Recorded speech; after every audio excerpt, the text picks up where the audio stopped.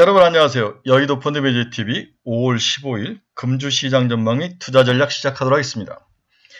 네, 제 마이크가 또 살짝 고장이 나서 우리 노트북에 있는 마이크를 사용하니까 여러분들 좀 양해 바랍니다. 네, 금주시장은 세린 메이의 마지막 한방 견디기 이렇게 제가 제목을 잡았는데 과연 4월 중순부터 시작한 세린 메이의 마지막 한방이 이번 주에도 더 남아있다. 최근 시장을 보면 그런 것들을 많이 느끼죠. 시장의 박스권에 갇혀서 오도 가도 못하고 있는 상황. 여기에 뭔가 모멘텀이 필요한 상황이고, 그리고 이렇게 박스권이 과연 얼마나 오래 갈지, 또한 여기서 박스권이 무너지면서 밑으로 더 박스권이 무너질지 이러한 상황인데 올라갈 확률은 좀 작아 보이죠. 따라서 세린 메이의 마지막 한 방을 잘 견딜 수 있을 것이냐, 이러한 부분에 우리가 포커스를 맞추고 시장을 한번 봐야 될 것 같습니다. 구독, 좋아요 많이 눌러주십시오. 네, 금요일 주가 추이를 보면 다우는 0.03% 하락을 했죠. 나스닥은 0.36%, S&P 500은 0.16% 하락을 하면서 전체적으로 무너졌는데, 하지만 바닥에서 크게 장 막판에 들어 올리는 그나마 강한 모습, 아주 강하지는 않았지만 그렇게 시장이 무조건 무너지는 모습은 아니었다. 이 부분에 대해서 좀 다행이다 이렇게 생각을 해야 될 것 같아요.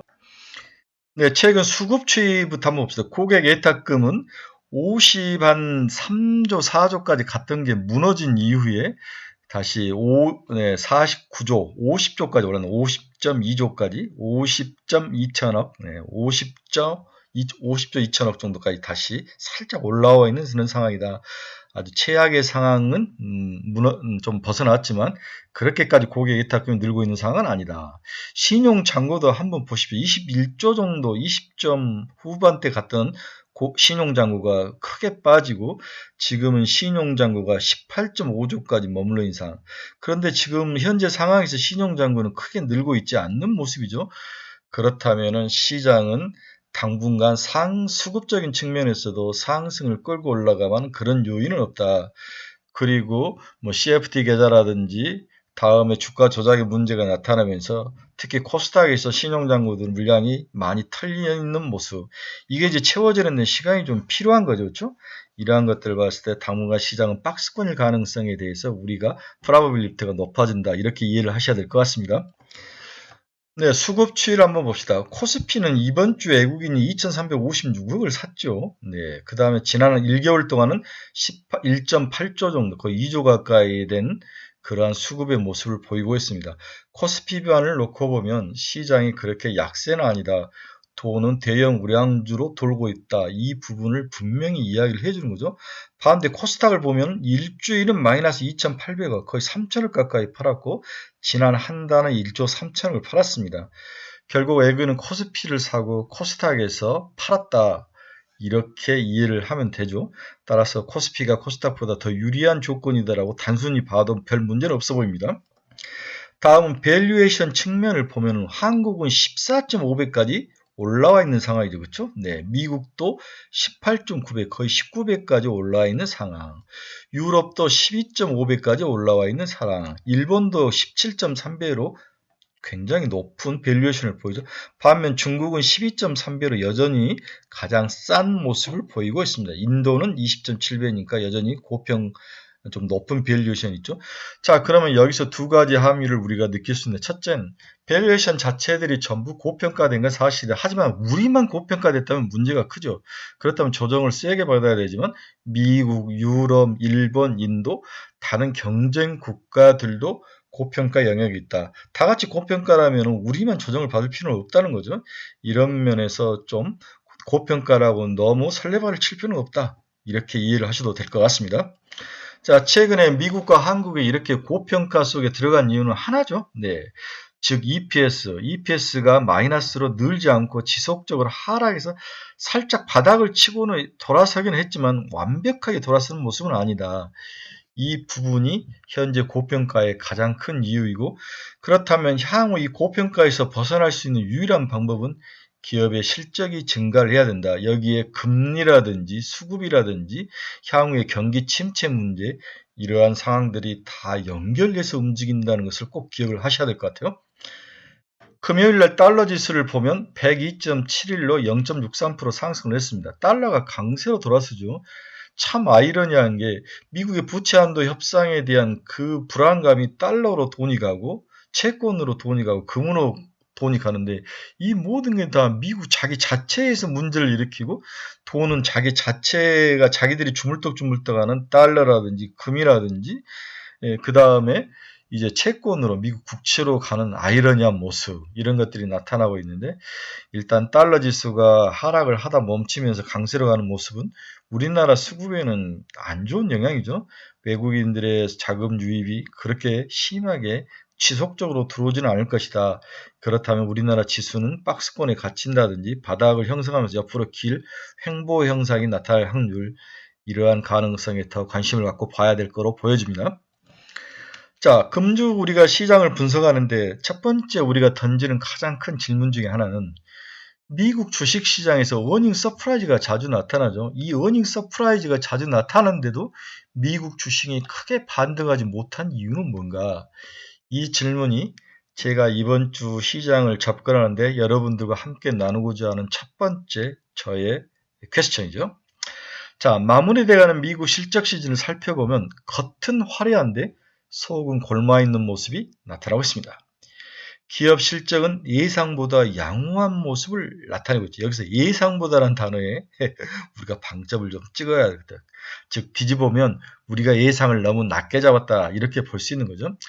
S&P 500 기업들 중 90% 이상의 실적을 발표하면서 실적 시즌이 마무리되어 가는데 이 발표한 기업 중에 78.8%가 어닝 서프라이즈를 기록하고 있습니다. 2009년에서 2022년 평균치가 72.4%라는 것을 감안한다면 어닝 서프라이즈 수준은 높은 수준이죠. 또한 EPS를 까봐도 예상치를 평균 7%가량 상회하며 예상보다 좋은 실적을 나타냈습니다. 단 여기서 절대적인 게 아니라 예상보다 좋았다는 거죠. 그래서 예상을 낮게 잡았다면 문제는 있는 거죠. 자, 이런 좋은 실적에도 증시의 폭발적인 상승으로 증시가 이어지지 못한 이유는 과연 뭘까? 이 부분이 굉장히 궁금한 거죠. 평소 실적 시즌보다 어닝 서프라이즈 비율이 높았음에도 S&P 500 지수는 지난 한 달 동안 0.5% 상승하는데 그칠 정도로 시장은 횡보 국면을 보여주고 있습니다. 자, 우리는 이제 결론을 내볼 수 있죠. 이는 실적이 예상보다 나았을 뿐이지 YOY 기준으로 감소하는 등 수치 자체가 좋은 것은 아니라는 것을 우리가 충분히 판단할 수 있죠. 시장도 실적 발표 후 2거래일 수익 기준으로 서프라이즈 기업들은 평균 1% 상승한 반면 어닝 쇼크가 나타난 기업은 마이너스 2.4% 하락하는 등 결국은 주식시장에서 하락장에서 가장 큰 특징인 뭔가 나쁜 놈이 더 두들겨 패는 상보다는 벌을 더 크게 반영하는 그런 모습이 시장에 나타났었다. 이렇게 이해를 해야 될 것 같습니다.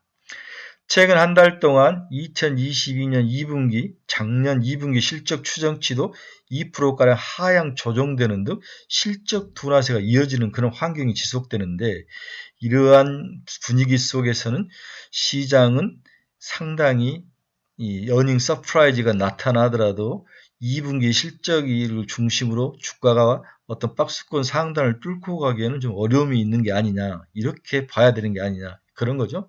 또한 1분기 실적, 2분기 실적이 좋을 거라는 거, 예상보다 좋을 거라는 그러한 선반영, 브라이트한 면이 이미 1분기 주가의 선반영이 충분히 됐다. 또 이렇게도 우리가 해석을 해볼 수 있을 것 같습니다.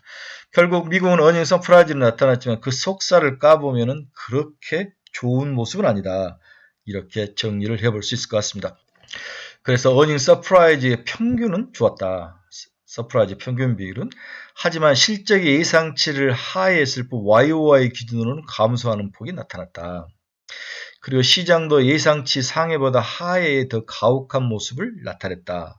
즉 하락장의 모습의 특징이 실적 시즌에도 겉은 화려하지만 속은 골마가고 있는 모습이 결국 미국 주식시장이 박스권 속에 갇히면서 지속적으로 부정적인 요인이 나왔을 때 더 크게 반영된다 주가에 그런 모습이 나타나는 원인 중에 하나가 아닐까 이렇게 정리를 해볼 수 있습니다.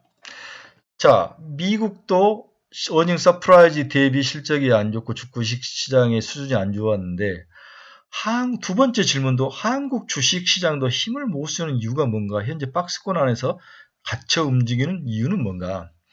가장 큰 이유는 무엇보다 그동안 너무 과하게 오른 주식 시장의 조정이 가장 큰 이유로 나타나죠. 너무 많이 오른 것에 대한 조정이 나타났다. 그 다음으로는 시장을 리딩하였던 섹터인 2차전지, 에코프로나 에코프로 BM이 꺾이기 시작했다는 거죠. 네. 그리고 이들의 바탕에는 글로벌 증시 모멘텀 상실과 부채 한도 협상, 지방은행 크레딧 문제, 그리고 차기에 걱정이 되는 상업용 부동산에 대한 걱정, 부정적인 요인, 이런 전이 가능성 등이 위험 회피 자산에 돈이 몰리면서 심리가 동조화되면서 꺾인 게 아니냐, 이렇게 정리를 해볼 수 있는 거죠. 실적 시즌이 후반으로 들어갈수록 글로벌 증시와 동조화되는 모습이 한국 주식시장에 나타나고 있습니다. 장기금리 하락과 저가 흐름이 둔화되는 그런 위험 회피 심리가 나타나고 있다는 거죠. 네. 긴축 중단을 상수로 인식한 상황에서 이익이 바닥을 형성한 후에 추가 회복 모멘텀에 대한 고민이 생기기 시작했고, 미국 경기 하강, 부채 한도 협상에 따른 경계심이 작용을 하면서 한국 주식시장도 힘을 못 쓰고 있다. 이러한 기본적 펀드멘탈 위에 무엇보다 2차전지가 우리만 크게 흥분하면서 올랐다가 이제 밸런스를 맞춰가면서 꺾이는 모습이 한국 주식시장의 발목을 잡은 원인 중에 하나지 않나, 이렇게 정리를 해볼 수 있습니다. 그래서 우리가 그래프로 다시 보면 코스피하고 글로벌 증시와의 동행하는 모습이 나타나고 있다. 코스피 및 글로벌 증시 12개월 선행 EPS도 상승으로 돌아섰지만 그렇게 각도가 크지는 않다. 또한 코스피의 거래대금이 크게 하락하는 모습이 나타나죠. 코스닥의 거래대금도 하락하는 모습이 나타나고 있는 모습이 현재 여실히 나타나고 있습니다. 결국은 꺾여 있다. 심리와 수급과 재료가 꺾여 있다. 이렇게 요약 정리를 해볼 수 있습니다. 자, 다음은 세 번째에 던지는 질문은 다음 주가 우리가 박스권을 전망하는데 이렇게 박스권을 전망하는 이유가 뭐냐? 이것에 대해서 한번 같이 나눠보도록 하겠습니다. 올해와 가장 비슷한 해가 2019년이다. 이렇게 표현한 애널리스트가 있어요. 그 애널리스트의 의견을 제가 차입해왔는데 올해와 2019년의 주가는 여러 면에서 공통점이 많다. 두 가지 이유의 공통점을 들은 첫째는 해당 분기 실적이 이 바닥을 형성을 했다는 거죠. 바닥이 확인됐다. 2019년에도 기업 실적이 거의 바닥을 확인한 시즌이었고 2023년 지금도 거의 기업 실적이 바닥을 확인하고 있다. 이러한 공통점 하나에 두 번째, 두 차례 랠리와 큰 랠리가 일어난 후에 주가 지수에서 눌림목 현상을 경험을 하고 있다. 이 두 가지 점을 들어서 2019년과 2023년이 비슷한 모습을 보여주고 있다. 이런 가정을 하면서 2019년의 모습을 통해서 우리가 함의를 얻을 수 있는데 2019년을 좀 더 자세하게 살펴보면 그 당시 기업들의 이익이 횡보 구간에서 주가가 저점을 찍다가 치고 올라오는데 고점 대비 38.2% 되돌림 조정이 나타났다는 거죠. 네, 지금 우리도 바닥을 치고 있다가 올 1월부터 치고 올라와서 고점을 형성했는데 그 다음에 하락폭은 고점 대비 38.2%의 모습을 보이더라. 이것을 2023년에 그대로 적용했더니 2,400포인트 정도가 그 가격대더라. 따라서 2,400 정도가 주가 지수가 온다면 이 정도의 조정은 매력 구간이고 매수를 해야 될 시기이지 않나, 이 이야기를 첫 번째로 우리가 들 수 있죠. 따라서 EPS 반등은 시간 가중 효과 영향이 있는 것으로 보여지며 지속성은 펀더멘탈 개선이 좀 필요하다. 해당 구간에서 수급의 주도의 주체가 나타났는데 2019년에는 기관 투자가들이 수급의 주체였다는 거죠. 현재는 외국인이 수급의 주체로 나타난다.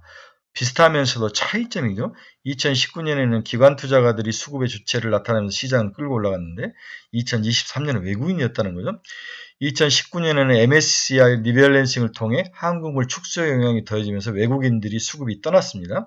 그 빈자리를 연기금을 비롯한 국내 기관 투자가들이 메꾸면서 주식을 끌고 올라가는 거죠. 현재는 이제 반대로 대도적으로 기관들이 돈이 많지 않기 때문에 수급의 주체가 X가 외국인인데 외국인이 시장을 끌고 갈 때는 과연 바닥을 어느 정도로 지켜주고 상단은 어느 정도를 또 보는 것인가. 그리고 이 행보 구간에 누가 올라가느냐, 이 부분이 어떤 섹터와 어떤 종목을 끌고 올라가느냐, 이 부분이 2019년과 비슷한 점도 있고 다른 점도 있을 수 있다. 이 가정을 두고 시장을 지켜봐야 되는 게 아니냐. 이 점이 이제 가장 큰 중요한 투자 포인트라는 거죠.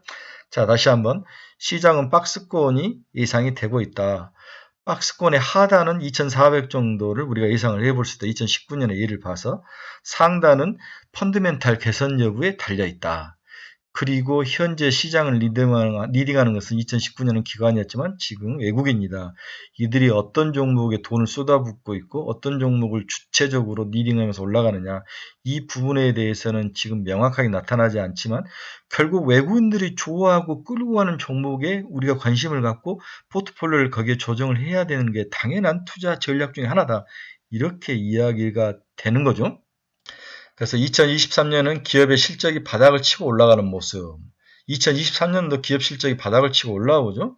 그 다음에 2019년은 기관이 수급의 주도였고 외국인은 개인은 빠지고 외국인은 그렇게 옆으로 기어버린 상황이고 지금은 외국인이 수급을 주도하고 있는 상황. 이런 모습이 각각 다른 모습으로 나타남을 볼 수 있습니다. 자, 마지막으로 그러면 우리는 무엇을 사야 되고 어떤 종목에 대해서 관심을 가져야 되느냐. 이 분야가 가장 중요한 이번 주의 투자의 키포인트죠. 이렇게 박스권 구간이 예상되는, 오케이, 여기까지 내가 인정을 한다. 그렇다면은 이런 박스권 구간에서 나는 무엇을 사고 어떤 종목에 관심을 가져야 되느냐. 이것이 투자의 키포인트라고 여러분들에게 강조를 해드리네요. 자, 첫 번째 결론은 대형 우량주가 중소형주보다 나아 보인다. 우리가 5월 초순만 해도 세상의 중심에 에코프로가 있었죠. 그런 에코프로 주가가 20일 이동 평균선을 하회하면서 낙폭을 키우면서 코스닥 지수가 크게 부진을 면치 못하고 있는 모습이 나타나고 있죠. 그런데 2021년 상승장의 주도주였던 것이 누구였습니까? 우리가 코로나 사태의 가장 큰 주도주가 카카오였죠. 그 당시에 올라가서 꼭대기를 치던 카카오가 무너지면서 심리가 꺾였다는 거죠. 그렇죠? 네. 현재 코스닥이 힘을 발휘하는 이유는 지난 3월까지 대비 위험선호 심리가 높지 않고 글로벌 시장의 펀더멘탈이 좀 바뀌고 우리나라는 CFD 계좌 이슈가 나타나고 다음에 주가 조작에 대한 문제가 나타나고 에코프로 기업 등 이런 종목들이 너무 급하게 올라가면서 무너지는 모습, 이것들이 이제 하락의 원인인데 우리가 여기서 2021년 카카오의 모습을 한번 살펴봅시다. 이게 2021년 카카오의 모습이죠. 네, 쌍봉을 이룬 다음에 무너져 버렸죠. 현재 우리 에코프로를 봐도 쌍봉이 나타나면서 무너지는 모습이 나타나죠. 물론 2021년 카카오와 지금의 에코프로가 다를 수도 있습니다. 그렇지만 우리는 2021년에는 드림 레이쇼 해가지고 카카오가 세상을 바꾸고 비대면의 핵심이고 이 세상에 큰 혁명적 변화를 가져올 거라 생각을 했는데 이것도 결국 무너지죠. 지금도 마찬가지입니다. 박혁순이니 이제는 주식을 모르는 선대인까지 서재현까지 북치고 장구치는 사람들이 시장에서 난리는데 쌍봉을 이루면서 꺾여나가는 모습, 그때와 비슷한 모습이 나타나는 거죠. 이러한 모습을 나타났을 때 확실히 코스닥보다는 코스피, 새롭게 떠오르는 종목에 관심을 가져야 된다는 것은 엄연한 사실이다. 이렇게 볼 수 있습니다. 두 번째는 지금은 에너지 충전 구간이다. 뭔가 새롭게 나타나기 전 단계인 에너지 충전 구간이다. 이 구간이 반드시 있어야 된다는 거죠. 네. 주도주가 압축되고 박스권 상단을 뚫고 나가려면 반드시 에너지 충전하는 그런 기간이 필요하다. 지금이 그런 기간이다. 이렇게 이해를 하셔야 되는 거죠. 네. 자, 그러면 그 다음에는 무엇이 나타날 것이냐. 일단은 반도체주가 압축이 시작된다는 거죠. 반도체주들이 뭔가 시장에 바닥을 치면서 압축이 되는데 작년이 너무 안 좋기 때문에 올해는 특히 2024년에는 주도주의 모습으로 YOY 기준으로 치고 올라갈 가능성도 충분히 있어 보인다. 이 분야에 대해서는 우리가 좀 인정을 해야 되지만 시기의 문제일 뿐이지 조금씩 분할 매수는 해야 되는 것 같아요. 그 다음에 미디어나 건강관리, 제약바이오 이런 실적주들, 엔터 같은 것들이 대표적인 거죠. 네, 이런 종목들이 반도체와 함께 시장을 리딩할 가능성에 대해서 또 우리가 대비를 해야 될 것 같습니다.